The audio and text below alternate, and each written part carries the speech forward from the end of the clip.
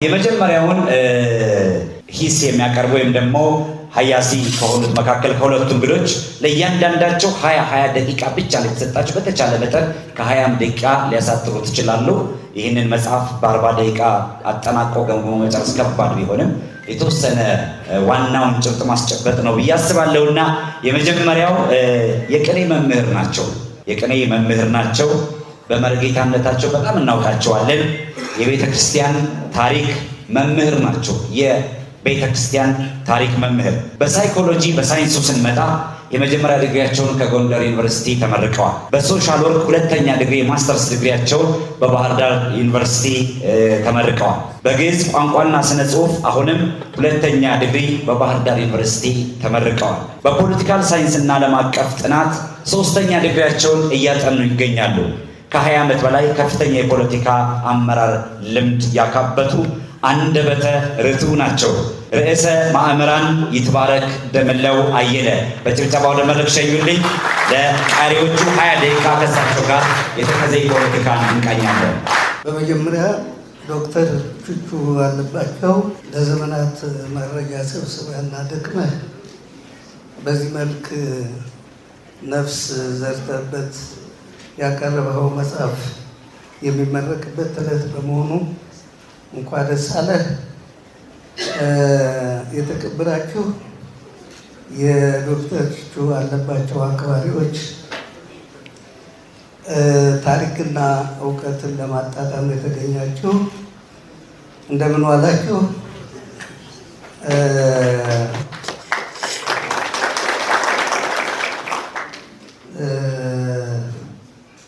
እንግዲህ የመጽሐፉን ሽፋን እዚህ ያቀረብኩት ራሱን የቻለ ምክንያት ስላለው ነው። የመጽሐፉ ደራሲ ዶክተር ቹቹ አለባቸው ነው። የመጽሐፉ ምድብ ከኔ በኋላ የሚያቀርቡት ዶክተር እምቢያለ እንዳይቃወሙኝ የፈራው ፖለቲካል ኢኮኖሚ ነው። እሳቸው ሃይድሮፖለቲክስ እንደሚሉት አልጠራጠርም። የመጽሐፉ ይዘት 4 አበይት ክፍሎች አሉት። 20 ምዕራፎች ይዟል። በ223 ገጾች ተወስኗል።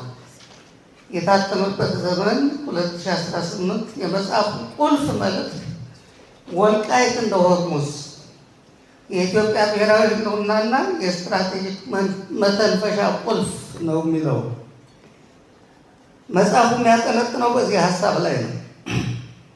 የገምጋሚው ሂሳዊ ምልከታ በወፍ በረር እይታ ሲታይ የመጽሐፉ ሽፋን በመጽሐፉ ከበር አናት ላይ ታላቅ የዓይን ምስል እንመለከታለን። በውስጡ ዲስክ መሰል አስኳል አለ። ይህ የሚነግረን የተከዜ ፖለቲካ ታላቅ ዓይን ላይ መውደቁን ነው። የአካባቢ ኃይሎች ትኩረት መሆኑን እየነገረን ይመስላል። የተከዜ ፖለቲካ ከ50 ዓመታት ጀምሮ የጎንደርና የድንበርተኛው ትግራይ ጥያቄ የነበረ ሲሆን በፖለቲካ አስተዳደር ማደናቆር ጥያቄው እጅግ አድጎና ተመንጎ የኢትዮጵያ ፖለቲካ የማንነትም የሴራም አጀንዳ ከመሆን አልፎ ዓለም አቀፍ አጀንዳ መሆኑ የታላቁ ዓይን አትኩሮት ይናገራል። ዶክተር ቹቹ በዚህ መንገድ ተርጉሞታል አላውቅም። በኋላ እሱ ያስረዳናል። እኔ ከንባቡ የተረዳሁትን ነው የምናገረው። ሌላው በመጽሐፉ ከበር ላይ የተከዜ ፖለቲካ የሚለው ሀረገ ቃል የተጻፈበት ቀለም ነጭና ቀይ ነው። የዚህም ትርጉም የተከዜ ጂኦፖለቲካ በሁለት ምርጫዎች መሀል ተቀርቅሮ እያጣጣረ መሆኑን የሚያሳይ ነው። ሁለት ምርጫዎችም ሰላምና ደም መፋሰስ ናቸው። ደራሲው ይህን እንዴት እንደተረጎመው ጠይቄው የፋሲል አርማ ነው፣ ይሄ ወደ ቴዎድሮስ የሚተላለፍ ነው ብሏል። ለእኔ የፊደል አጻጻፉ የነገረኝ ግን ይህንን አይደለም። የዶክተር ቹቹን ትርጓሜ በመቀየር ይቅርታ እየጠየቁ በተፋላሚዎች አርቆ አሳቢነትና በጋራ ጥቅም ላይ ተመስርቶ ችግሩ ከተፈታ አጠቃላይ የመደማመጥና የሰላም አማራጭ ሆኖ በሰላምና በአንድነት የምንጠቀምበት ምድር ነው የሚል ነው ነጩ ቀለም። ነገር ግን መደማመጥ ሰሚ ካጣ የሰላም አማራጭ ከተሟጠጠ ሁልጊዜም የመጨረሻው አማራጭ ደም መፋሰስ ሆኖ እንደሚቀጥል ያስገነዝባል። ይህ የደም ምድርነት ደግሞ ቀጠናውን ሁሉ ሰላም የሚያሳጣ እንጂ ወልቃይት ላይ ረግቶ የሚደርቅ ደም እንደማይኖር ጅምሩ በግልጽ እያሳየን ይገኛል። ስለዚህ መጽሐፉ በትንታኔ የተገለጸው ሳይሆን መጽሐፉ የተሰየመበት ቃል የተጻፈበት ፊደል ራሱ ቀጠናዊ፣ ሀገራዊና ዓለም አቀፋዊ ትርጉም ያለው ነው። ቀዳሜ ቃል ወልቃይት እንደ ሆርሙዝ ይላል። ዋናው የተመረጠው ቃል ቁልፉ ቃል ይሄ ነው። ወልቃይት እንደ ሆርሙዝ የሚለው ንጽጽራዊ ጥናት አካባቢው በኢትዮጵያና በምስራቅ አፍሪካ ፖለቲካ ውስጥ ያለውን ከፍተኛ ስትራቴጂካዊ ቦታ በአራት ዋና ዋና ዘርፎች የሚያጠቃልል ይመስላል። አንደኛ፣ የጂኦ ስትራቴጂ መገኛ አማራ፣ ትግራይ፣ ሱዳንና ኤርትራን የሚያገናኝ ቁልፍ የድንበር መተላለፊያ በመሆኑ አካባቢውን መቆጣጠር በሰሜን ኢትዮጵያ የኃይል ሚዛን ላይ ቀጥተኛ የበላይነትን ይሰጣል። ሁለተኛ፣ የፖለቲካ ድርድር ካርድ ሊቨሬጅ በክልሎችና በፌዴራል መንግስቱ መካከል በሚደረጉ የስልጣን የታሪክና የደህንነት ነክ ድርድሮች ውስጥ ዋና ማዕከልና የኃይል አስተላለፍ መወሰኛ እንደሆነ ያስገነዝባል።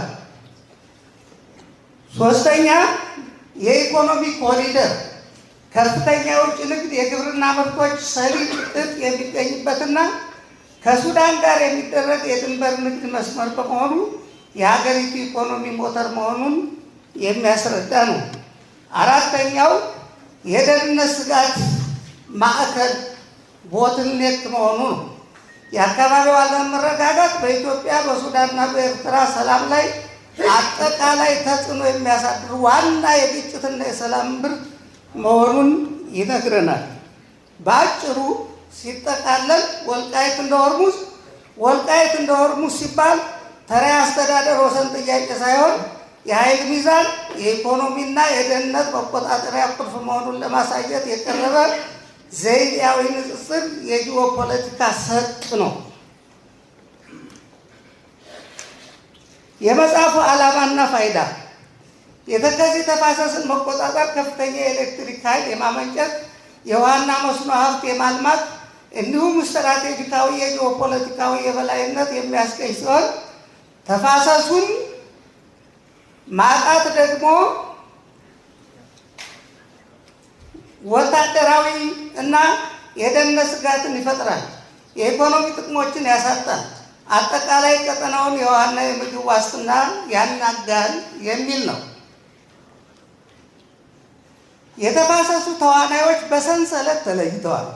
በቅደም ተከተል የተከዜ ወይም አጥባራ ተፋሰስ ዋና ቀጠናዊ ተዋናዮች የተፋሰሱ ሀገራት በዋናነት ኢትዮጵያ የወንዙ ምንጭና አልሚ የኃይልና የግብርና ልማት ፍላጎት ያላት፣ ኤርትራ የድንበርና የተፈጥሮ ሀብት አጠቃቀም ባለድርሻ፣ ሱዳን የታችኛው ተፋሰስ ተጠቃሚ እንዲሁም ለግብርና ለግድቦችና ለጎርፍ ቁጥጥር የምትፈልገው፣ ግብፅ የናይል ውሃ ፍሰት ስጋት ያለባት የታችኛው ተፋሰስ ተጽዕኖ ፈጣሪ ሀገር፣ ቀጠናዊ ተቋማት ናይል ቤዚን ኢኒሼቲቭ የውሃ ድልድል፣ ኢጋድ ቀጠናዊ ደህንነት እና የአፍኤዩ የሰላምና ድርድር መድረክ ሆነው የሚያገለግሉ ናቸው።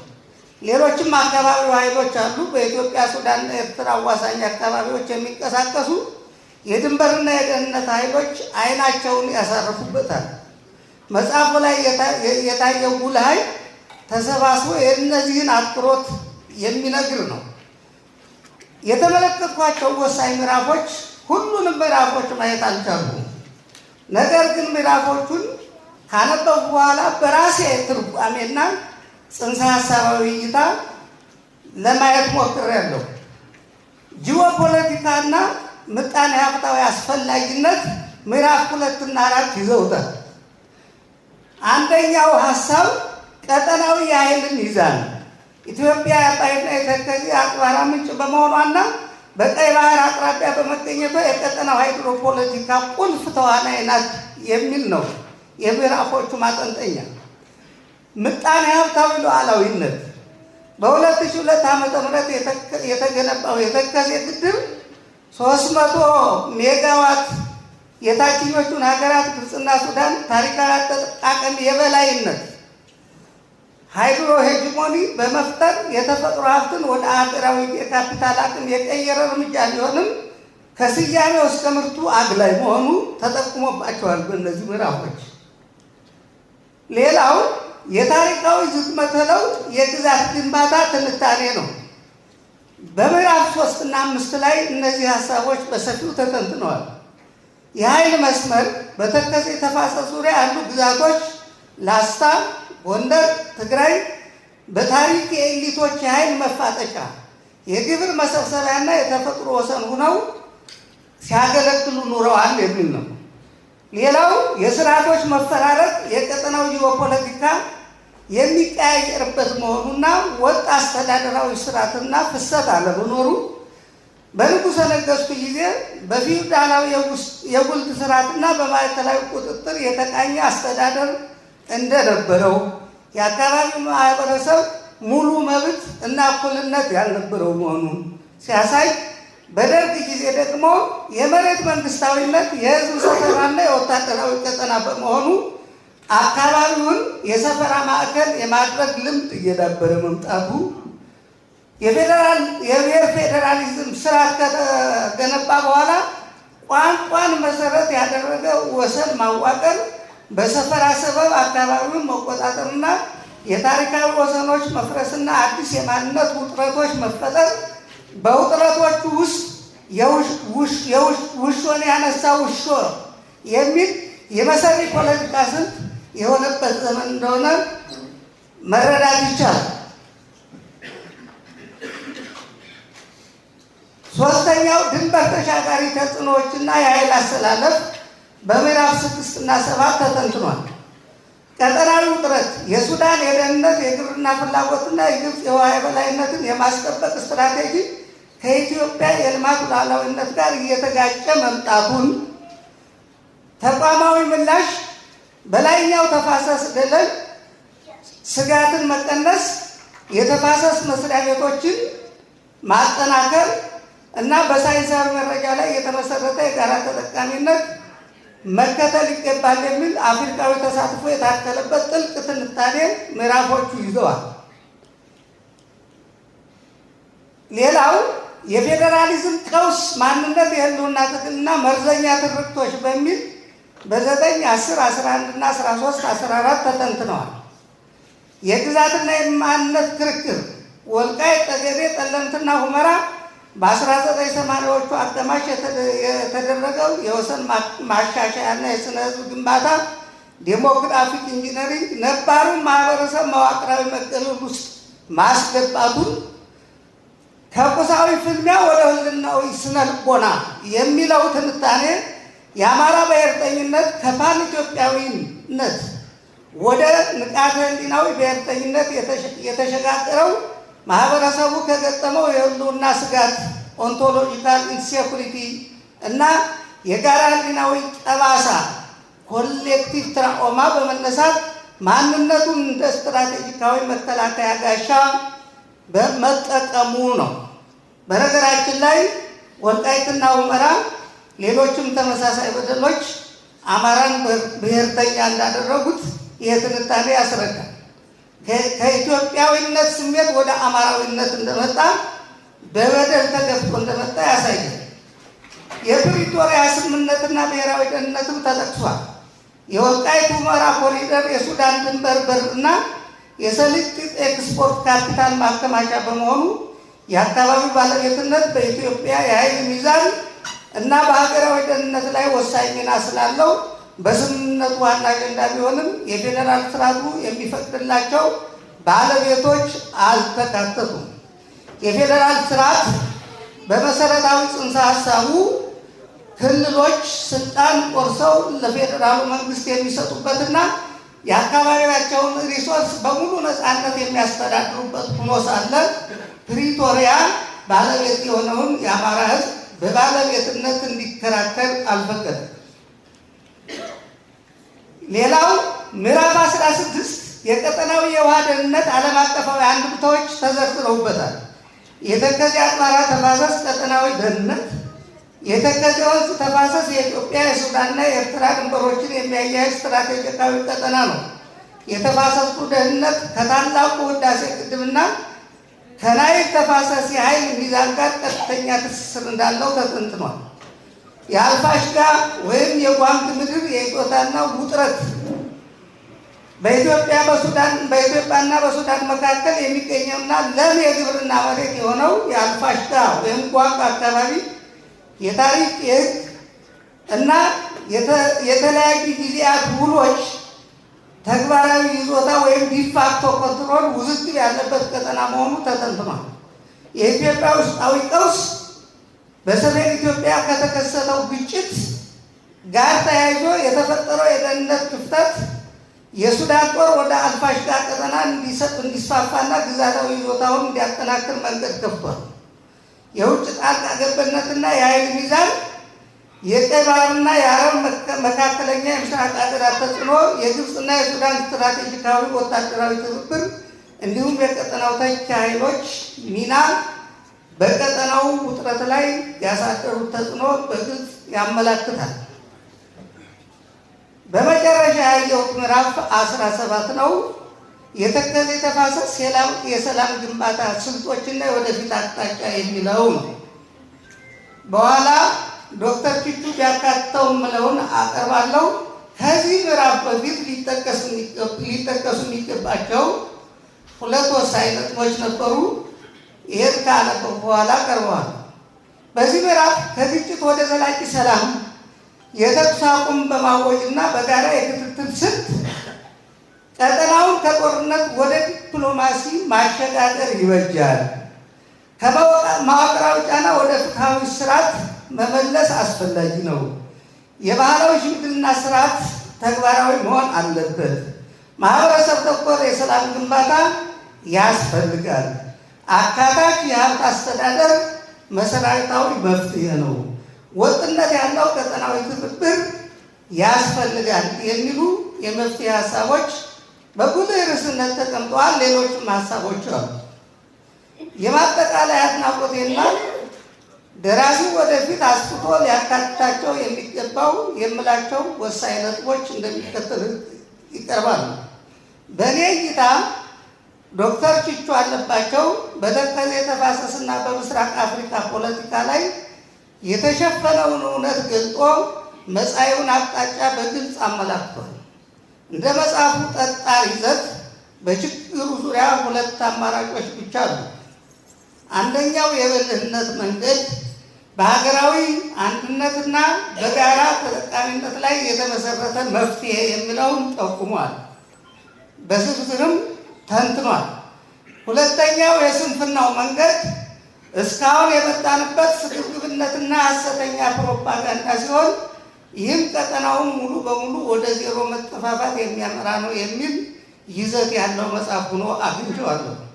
ዋናው የመጽሐፉ መልእክት ከአሁን በኋላ የአማራ ሕዝብ በኢትዮጵያዊነት ስም ጥቅሙን እና ስፓሻል ርስቱን አሳልፎ እንደማይሰጥና ለማንነቱ እንደሚታገል በጠንካራ አካዳሚያዊና ታሪካዊ ማስረጃዎች አስደግፎ ይመክራል፣ ይማጸናል፣ ያስጠነቅቃል። ልብ ያለው ልብ ይበል ይላል መጽሐፉ። ለተከዜ ተፋሰስ ብቻ ሳይሆን መሰል ቀጠናዊ ጥያቄዎች ላሏቸው የኢትዮጵያና የምስራቅ አፍሪካ ኮሪደሮችም መፍትሄ የሚጠቁም ፈርቀዳጅ ስራ ሆኖ አግኝቼዋለሁ።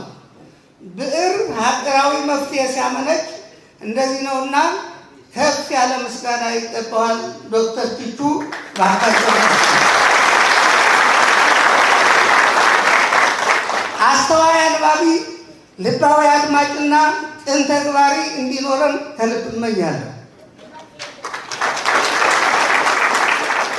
ወደፊት በዚህ ጽሑፍ መጽሐፍ ጎልተው ቢካተቱ ሁለተኛ ሶስተኛ ኤዲሽን መኖሩ አይቀርምና የምላቸው ሁለት ወሳኝ ነጥቦች አሉ። ምዕራፍ 17ን በጠቅላላው የመፍትሄ አማራጭ ብሎ ከመጻፉ በፊትና ምዕራፍ 19 የወልቃይት መፍትሄ ብሎ ከመጻፉ በፊት ዶክተር ፊቱ ችግሩን ያባባሱ ሁለት ወሳኝ ነጥቦች አሉ። አንዱ ሞራል ሶሻል ሎፊንግ የሚሉት ነው፣ ማህበራዊ ማላገጥ። ሁለተኛው ሶሻል ኤክስክሉዥን፣ ማህበራዊ ማግለል። ሁለቱ ናቸው ቀጠናውን ለትርምስ፣ ለብጥብጥ፣ ለደም መፋሰስ የዳረጉት የሚል እይታ አለ። ነጥቦቹ ቢካተቱ የሀገራችን ነዘላልና ሴረኛ የፖለቲካ አመራር ዘይቤ ሊያርሙ ይችላሉ። በታሪክም አጥፊን ይፋረዳሉ ብዬ ስለማስብ ነው።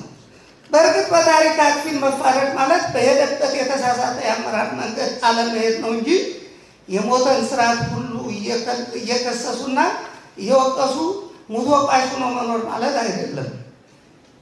ያለፈውን የተሳሳተ ስርዓት ማረም፣ መክሰስ እና በበደሉ ካሳ እንዲክስ ማድረግ ማለት ፍርድ ቤት ማቅረብ ሳይሆን እሱ በሄደበት መንገድ ሳይሄዱ የተሻሻለ ስርዓት አምጦ ማገልገል ነው። ኢትዮጵያውያን ያልታደልነው ይሄንን ነው። ነጥቦቹ የሚከተሉት ናቸው። የተከዜ ኮሪደር ጉዳይ የኢትዮጵያ መንግስት የፈጸመው ማህበራዊ ማላገጥ ነው፣ ሶሻል ሎፊንግ። በወልቃይት ሁመራ ጉዳይ የመንግስት መዋቅራዊ ማላገጥ ኢንስቲትዩሽናል ሎፊንግ ተብሎ ሊወሰድ ይችላል። በሁለቱ ስለኖርንበት ስለምናውቀው በስነ ልቦና ሶሻል ሎፊንግ አንድን ስራ ሌሎች ሰሩልኛል ብሎ ተደብቆ በሌሎች ትከሻ ላይ መጠቀም ነው። ይሄ በትምህርት ቤት ብዙ ጊዜ ይታያል። ይህ ጽንሰ ሀሳብ በወልቃይት ጠገዴ፣ ጠለምትና ሁመራ ማንነትና ወሰን ክርክር ላይ የመንግስት በተለይም በኢህአደግ ጊዜ አሁንም በዚህ ዘመን ከድርጅቱ ጋር ስናዛምደው ሀገራዊና መዋቅራዊ ኃላፊነትን ለሌላ አካል መስጠት በሌላ አካል ይወጣዋል ብሎ የመተውና የማቀዝቀዝ ዝንባሌን በሶስት ዋና ዋና መስኮች እናየዋለን። ህገ መንግስታዊ ተጠያቂነትን ማሸጋሸግ፣ ውሳኔ ከመስጠት መሸሽ። ህገ መንግስቱ በ1987 ዓ.ም ጸድቆ ሳለ ከዚህ ህገ መንግስታዊ ስርዓት በፊት የተደረገን ማካለል ወደ 1987 አመቶ ማሸጋሸግ። መንግስት የታሪካዊ ወሰንና የማንነት ጥያቄዎችን በህግና በፍትህ ከመመለስ ይልቅ ጉዳዩን ወደ ኮሚሽኖች ወይም ህዝበ ውሳኔ እያሸጋገረ ጊዜ መግዛት ስትራቴጂን መከተሉ የመንግስት ኃላፊነቱን ላለመወጣት ያደረገው ማላገጥ ነው ብዬ ወስዳለሁ። ሴራው ከዚህም ሊያልፍ ይችላል። የፊት ለፊቱን ማቅረብ ነው እንጂ። ሌላኛው ኃላፊነትን ለሌሎች ለክልሎች ታጣቂዎች መተው። የፌዴራል መንግስት የወሰንና የህዝብ ደህንነት የማስከበር ብቸኛ ስልጣን እያለው የአማራና የትግራይ ክልል የኃይል አስተላለፎች እንዲፋጠጡ ትቶ ገለልተኛ ታዛቢ ለመምሰል መሞከሩ የተቋማዊ ማላገጥ ማሳያ ነው።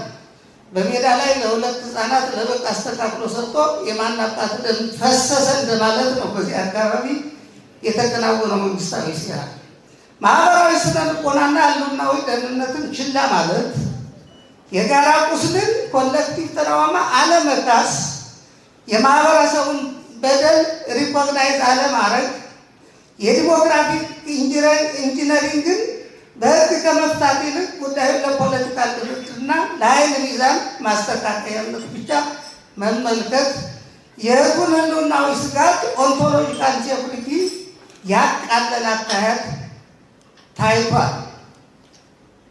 እነዚህ ችግሮች ቀድመው ቢተነተኑ ኑሮ መፍትሄ ለማመንጨት የሚያስችል ሀሳብ ይቀርብ ነበር የሚል ሀሳብ አለኝ። ሌላውና ሁለተኛው ሶሻል ኤክስክሉዥን የሚባለው የፌዴራል ስርዓቱ የክልሎች ሙሉ ስልጣን ሰጥቶ ሳለ በአካባቢያቸው ጉዳይ እንዳይደራደሩ፣ እንዳይከራከሩ፣ ባለቤት ሆነው እንዳይወስኑ በርቀት በፌዴራሉ አካልና የፌዴራሉን አካል በተገዳደረ ኃይል ብቻ ድርድር መደረጉና አማራ ገለልተኛና በገዛ ርስቱ ባዕድ መሆኑ ድሮውንም ያለ ፍርድ ከሄደች ዶሮዬ በፍርድ የሄደች በቅሎዬ ትበልጣለች የሚለውን ሁልጊዜም የሀገር ጉርጉሮ አድርጎት እንዲኖር ሆን ተብሎ የተደረገ ይመስላል። በዚህ ምክንያት ስራው ዳር የማይደርስና ዘላቂ ሰላም የማያመጣ ሆኖ ተገኝቷል። ወደፊት ሀገር የመምራት ክልል የመምራት እድሉን የምናገኝ አመራሮች ያለፈውን ችግርና በደል ማድበስበስ አለባብሶ ቢያርሱ በአረም ይመለሱ የሚለውን ስለሚያስታውሰን ከእንደዚህ አይነት ቀልድና ማላገጥ ልንቆጠብ ይገባል። አለዚያ ለዕለቱ ቢመስለን ለዕለቱ ብናዳፍነው ታሪክ እየተቀጠለ አይለቀምንምና ከባለፈው ስህተታችን እንድንማር እግዚአብሔር ልቦና ይስጠን። በፕሪቶሪያው ድርድር ላይ የተካሄደው የማግለል አካታች ያልሆነ የሰላም ሂደት ማሳያ ሲሆን ዋና ዋና ባለድርሻዎችን ገፍቶ ጊዜያዊ ስምምነት መፈለግ ለአካባቢው ዘላቂ ሰላም እንዳይኖር አድርጓል። እንግዲህ የተከዜ ተፋሰስ ከደብረ ታቦርና ከሰሜን ወሎ አካባቢ ጀምሮ የት እንደሚደርስ ሩቅ ነው አይታያችሁም እንጂ በካርታው ላይ ያሳያል። በመጨረሻ ዶክተር ቱቹ ከኋላ ለሚመጣ ትውልድ አንድ ወርቃማ የችግር መፍቻ ቁልፍ ቀርጸህ ያስቀምጠሃልና እንኳን ደስ አለ። ወርቃማው ብር ሁልጊዜ የማይጠፍብን። አመሰግናለሁ። አመስግኑልኝ። ርዕሰ መምህራን ሙባረክ ደምለው የቅኔ መምህር፣ የቤተክርስቲያን ታሪክ መምህር፣ ከሳይኮሎጂ መጀመሪያ ዲግሪያቸውን ጎንደር ዩኒቨርሲቲ፣ በሶሻል ወርክ ሁለተኛ ዲግሪያቸውን ከባህር ዳር ዩኒቨርሲቲ፣ በተመሳሳይ ከባህር ዳር ዩኒቨርሲቲ በግዕዝ ቋንቋና ስነ ጽሑፍ ሁለተኛ ዲግሪ፣ በፖለቲካል ሳይንስና ዓለም አቀፍ ጥናት ፒኤችዲያቸውን እያጠኑ ያሉ ናቸውና በድጋሚ ሞቅ ባለ ጭብጨባ